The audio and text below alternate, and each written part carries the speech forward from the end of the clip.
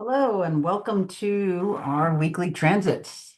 So we are coming off of our weekend of the somber, family oriented, well, not really family, just maybe responsibility to families, responsibility to work, responsibility to whatever we feel. We're just kind of coming off of that. Yesterday was like the last of it, tying up all those loose ends of that Capricorn moon, dutiful, cautious, maybe a little on the pessimistic side. Again, tending, being responsible to your things that you need to. So coming off of that into now our rebellious Aquarian moon, we can see, this morning here I'm recording this about 5 o'clock Eastern time, and this morning the moon was actually going over Pluto. We had more of that, a little bit of maybe it kind of ignited the rebel in us. Maybe some things are transforming. Maybe some things are really coming from a deeper place. Hopefully there's some deeper transformations with this moon, but it's like it's trying to break through. This Aquarius moon it's very interesting. Aquarius moons every month are, fixed air. How do you fix air? How do you still the air? So it's just sort of an anomaly. Um, I have a hard time just really totally accepting that it's like Aquarius ruled. I mean, it's modern ruler. And I can see that, giving it something to lump under. Yeah, all right. So we're getting some uniqueness, some individual, but it's that other side of Saturn. Don't forget that. So anyway, schedules could become a little more up and down, topsy-turvy. Things could get a little bit more sporadic.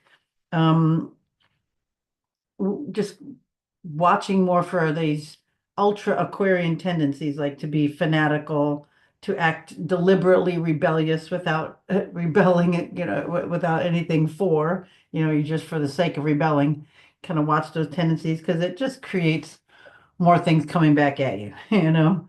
Um, yeah, that's kind of it. Breaking tradition just for the sake of breaking it, that's not good. It's just, I mean, sometimes to prove a point, but normally that's just going to aggravate things. So, but that's the energy for the next couple days, 2.5 days. We're kind of already half day over. So next 2 days. Remember, if things are kind of always tense, like you're going through life or something, you're like, oh, this sucks, or this is just give it a good day. It's oftentimes that the moon, you're probably somewhat into it, and it will pass. Either that exact aspect or it'll just move out of it and uh change signs, or it'll get off of that aspect because the moon is fast moving, thank goodness, right? But it's always good to take several deep breaths and it's like, okay, this will pass. Anyway, then the moon joins the whole pile up when it goes into Pisces. We're going to have the new moon. And when it goes into Pisces, it's, more, oh, we're just into all of that sleepiness, meditation, prayer.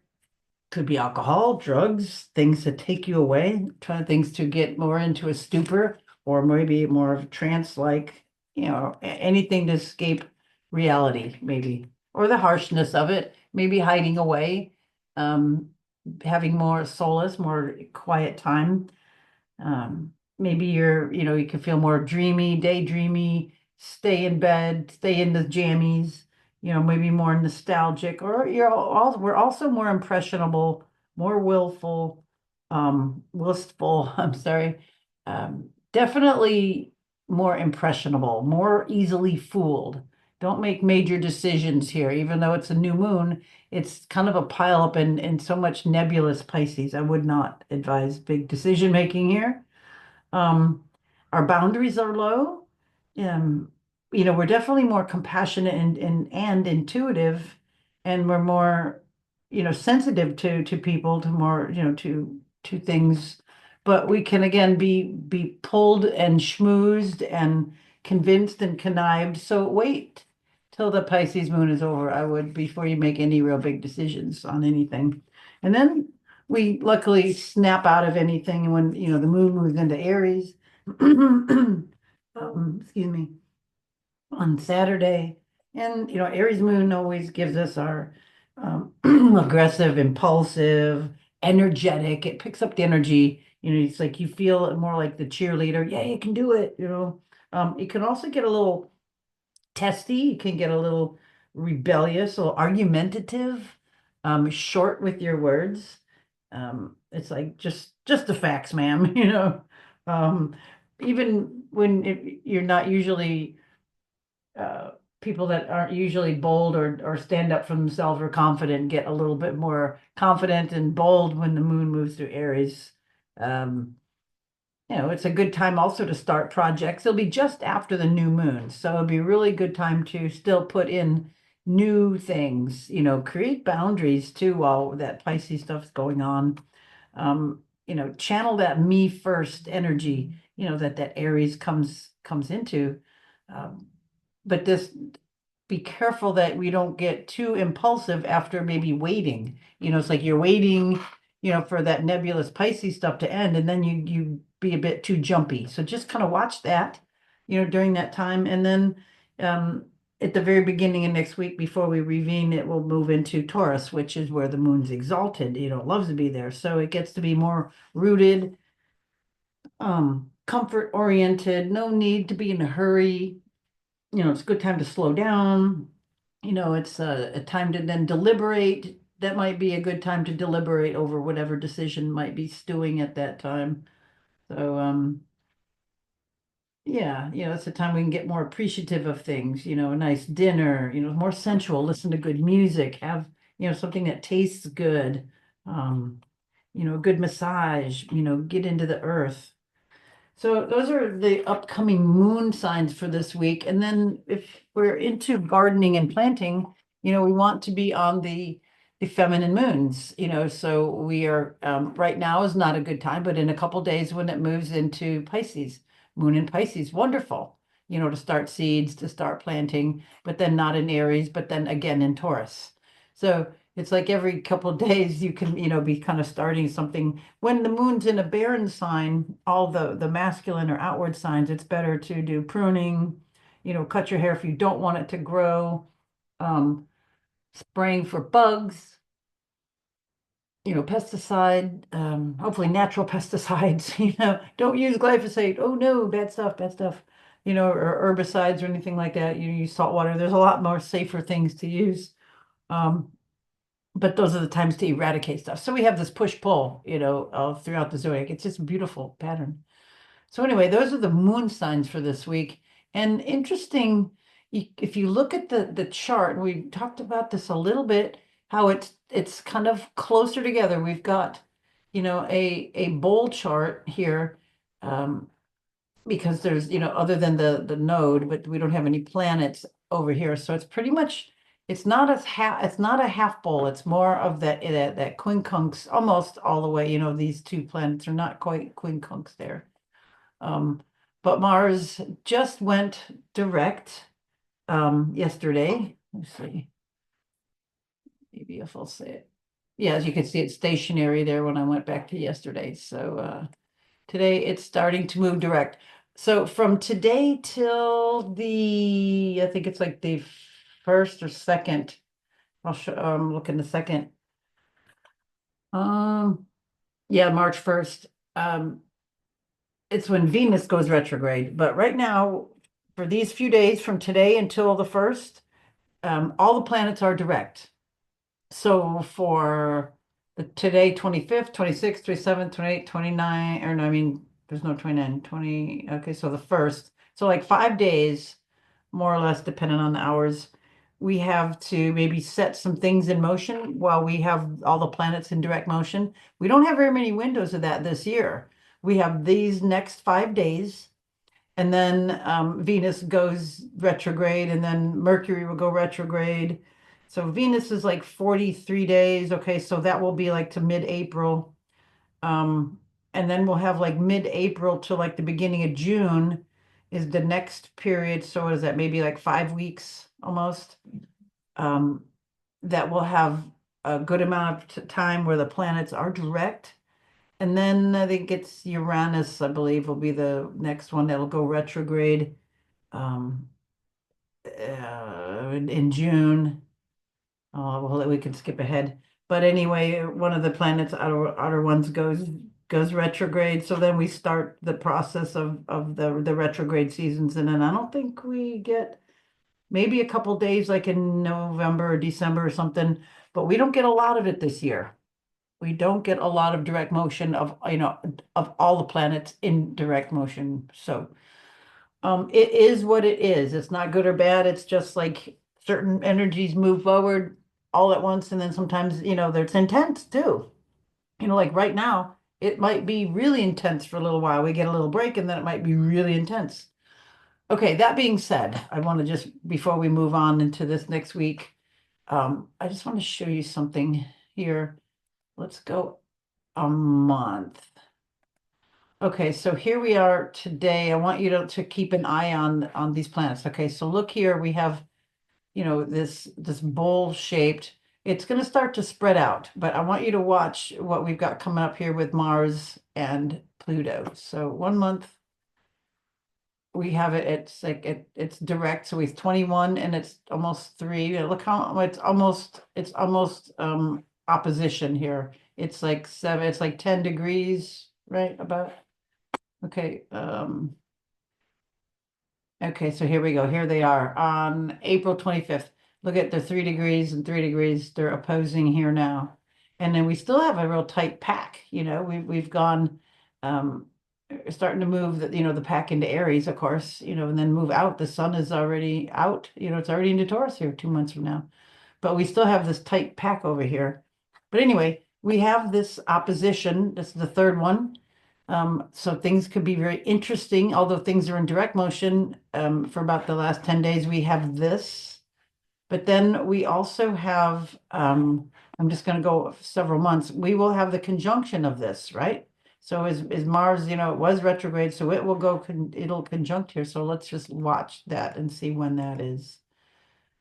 Mars, it's moving as it gets closer to Pluto. There's Mars, is in Sagittarius, it's in Capricorn, Mars. There it is. Okay, it's just almost there. January. See, it's 1 degree, and I'm not going to go chase it down. If we go one more month, it'll be way past. It's already 26. It's past here. So yeah, it's like it'll be, sometime in January of next year that they will conjunct. So we have, that's kind of an interesting thing just coming up. I just want to throw it out there because that is, more energy, more aggression, more deep dives, more stuff being rooted out, and then here they will be, in Aquarius where they're opposing in of course Leo and Aquarius.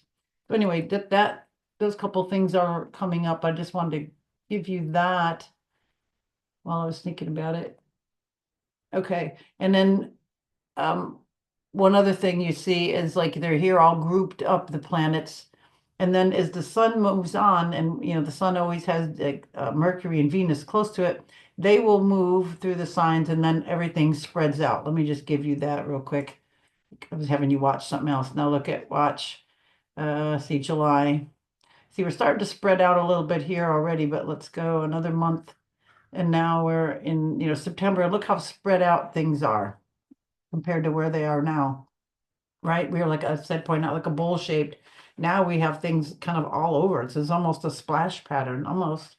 We have still things kind of close, but uh, here we go too. Look at how spread out things are, and then we'll start to come together again as we get closer into the holiday time. Look at, see now here, like January, back to January, we're in this opposite bowl pattern. Okay, so just a few things just to get these cycles in your head a little bit, because we go by the week, but I like to give you a little heads up every now and then of how things are rolling. So we're coming into this week now where we're coming into our new moon, and then here we are with today the Pluto moon. So we get a little bit of taste of the emotions going over Pluto. And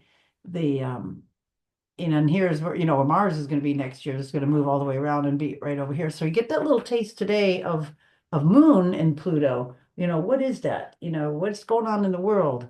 What's going on within yourself? And if it's not at a certain degree, it may be nothing to you, but just kind of see that general effect in world. Okay, let me get the days. We're not going what? Okay, so we're coming into tomorrow, on Wednesday. Um, anything I wanted to say today? Actually, let me go back one more. Okay, so today we also have Mercury and Saturn. You can see them conjunct here at 20 degrees, right here onto that nice lineup, right? So um, serious news. News could get serious. News could be limiting, trying to limit news, trying to limit communications, downplaying communications. Again, and this is all in nebulous Pisces, maybe lies, nebulous misrepresenting, um, trying to downplay, trying to throw mud at, trying to minimize, trying to, it really makes me think of that this kind of energy, the Piscean overtones with Saturn and uh, Mercury. It's like ducking, being confronted on something. It's like you effed up, you screwed up, and somebody's confronting you on it, and you don't want to admit it. Here it is, like you don't want to admit the lie or the half truth or the untruth or you want to fan this nebulism, it's nebulous. So you want to use that, communicate the nebulousness. You want to downsize it, right? Diminish that with Saturn there. Okay, so that's what I feel that is all about. Okay, so we're moving into Wednesday now. So Wednesday it's mainly a moon day. We got moon in a yucky, it's gonna quincunx over to Mars, so it may not be, real energetic, maybe hard to talk yourself into things. And then it's squaring over to Uranus. So you might get a jolt, of it's like the thumb in the ribs to do something, because you're probably not going to want to because it's in fixed signs, but something could come out of the blue out of that. But I think kind of not. I think it's going to be like, I'm going to just try to get out of it. I'm not going to do it. All right. And then coming into Thursday, we can see we're here. The new moon will be at 9 degrees when it joins up with the sun. Oh, look at that. Just put that right in there, just like the Earth. Okay, so then we have this real nebulous, this, sun and moon, Mercury still not far away from Saturn. It's like at the midpoint of North Node and Saturn. So where we're going and you know, that communication to where we want to go, maybe it's still putting in some structure, Saturn, it's like in the midpoint where we want to go, North Node, structure, boundaries, Saturn. Big part of all this nebulous stuff is putting in boundaries, is understanding that there is an order that, as much as sometimes some groups of people don't want to admit things, we have to admit things to move on. We have to admit there's, government bloviations, there's overspending, oversight, that if anybody can grab money and not be accounted for it, they will. This is like how humans have gotten into, fat and lazy. And this, on all levels, this nebulousness is being repudiated. It was being diminished, but it's still there. And then we got more coming up with, with Neptune in the picture. But here again, there's a lot of things perpetrating lies. A lot of this stuff is again trying to get out and perpetrating lies. Anytime you have all of this Piscean energy that is indicative of that, of hidden, of misconceptions, concealing, not wanting to admit. It's like it's the bad side of that. It's not the good side. This is nebulousness. All of this together gets to be, whenever you put a group together, it gets more resonant. You put one grandfather clock in a room with a bunch of other ones, they're all going to eventually rock together, you know. This is how this rolls. So this is just going to pick up on this nebulous energy. And I think people are just too distracted, too weak-minded to stay on track, you know, to try to not be misled. People do not have strong minds anymore. Um, it's hard to hold attention on things. So this is my warning and my thought about all of that, that it's not just like wonderful pie in the sky. If you know how to use that, if you have a disciplined mind, if you practice certain things, if you know, practice things in your mind to keep it trained, then yes, you can use this for creativity, uh, writing, bringing up, you know, definitely creations. It's a very good time for it. I would definitely to do that. But if you are at all easily misled, or if you don't have a strong opinion of yourself and your beliefs, then be very careful around this time. If you have a lot of mutability in your chart, just kind of stay out of being talked out into different things or anything that could sway you till I would wait till at least the moon passed. You know, a lot of this is going to be there. So just again, word to the wise about all that. Other than that, those are the biggies going on this week. We have Thursday. We also had, whoops, you know, Mercury sextile Uranus. So you know, Mercury's going fast. So it actually went 2 degrees that day, but it's sextiling over to Uranus. So here it could be something maybe secure out of the blue, maybe something Taurian, you know, that can settle some things down. Maybe some facts, you know, Taurus out of the blue. All right, Friday.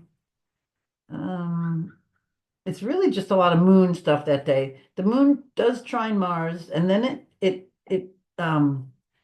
conjuncts, you can see over Saturn. Okay, it will then get, you know, kind of down to Earth on Saturn. Then it sextiles over to Uranus. So something out of the blue again. And then it conjuncts over to Mercury. So we got a busy moon day, you know, going, you know, right along all of this. So mainly that's that on Friday. The moon still in nebulous Pisces into the Friday, you know, later in the day, it will finally move out. And then Saturday, you know, it moves out and into Aries. So the energy of the weekend picks up. We get into that more upbeat Aryan moon. Um, again, it's more lively, more upbeat, but it gets aggressive. It could get um,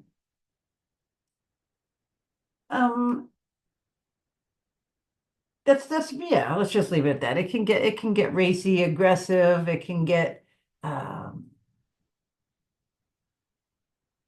Aryan. That's really, I think I kind of beat it up over there a little bit before at the beginning of this.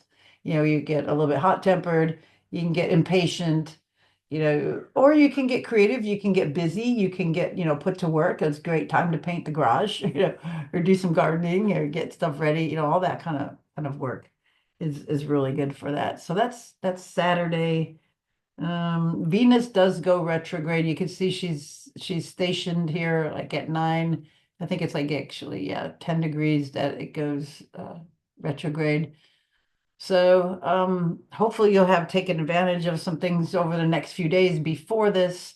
Don't buy a major purchase with Venus retrograde. It's like, you know, more people have bought cars that were lemons, houses that were a money pit, you know, so it would be better to either get it done before March 1st, you know, station, you know, but still I would try to do it before that or wait till after.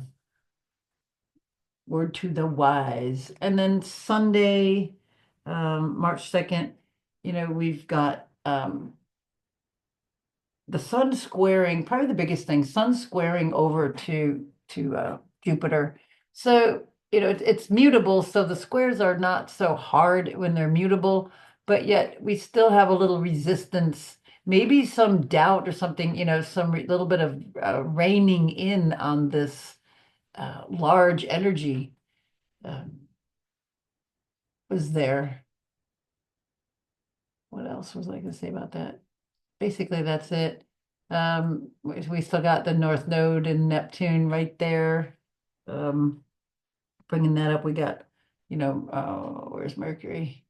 Mercury and Mercury just went over Neptune. So here again, we're coming in Sunday. So when, Mercury was over Saturn, we had some more limiting information, and now we got more nebulous stuff. So it's not that far away. I kind of wait for it to move to get out of this totally. And then Mercury the next day will be in Aries. So kind of wait till Monday. The moon will be out of all of that. Mercury will be out of that. Venus will be retrograde though. Interesting. And it will go back into Pisces. So, we're not quite out of this yet. We're teetering here between these two planets. At the end of dissolving things and at the beginning of newness of new create. There's a lot of stuff that has to be weeded out and gotten rid of, and then a lot of new things replanted. So we're right in that time, and we are going to be vacillating there for the next weeks, months, and yearish, because we have Saturn and Neptune about to go into Aries, and then they will retrograde back into Pisces. So we're still going to have, this area here charged up, this dissolving and getting rid of, and putting in boundaries where there weren't. It's like we've got to remap a lot of stuff that was just, it got built and it grew without any foresight. It grew poorly. It grew, roots into the septic system. It grew vines going up into the roof, going into the attic. It's like these kind of things are not good. All has to be trimmed, pulled back, and then all the repairs have to be made. And that's what this spot is all about. This is dissolving of all that stuff and then a reassessment and putting the new structure in place. And then after that is resolved, then we start into the building of Taurian, the Taurian building part. We get into the Gemini looking and planning and expanding, and then we go on and around the zodiac. But this is the spot where we have to iron out for the next little while, next couple years, we'll be in this spot as things are moving back and forth in here as they cycle around and round. Okie doke. I think that is about it for today. Again, the new moon at 9 degrees Pisces, check your chart for 9 degrees. Anything, making some of that, the moon might be more significant for you, the new moon, but always planning new things.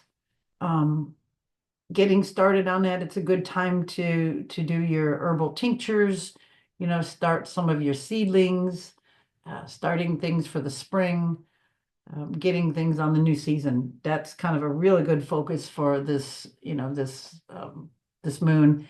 Meditating, putting protection around yourself, messing with plants, yeah, that kind of stuff.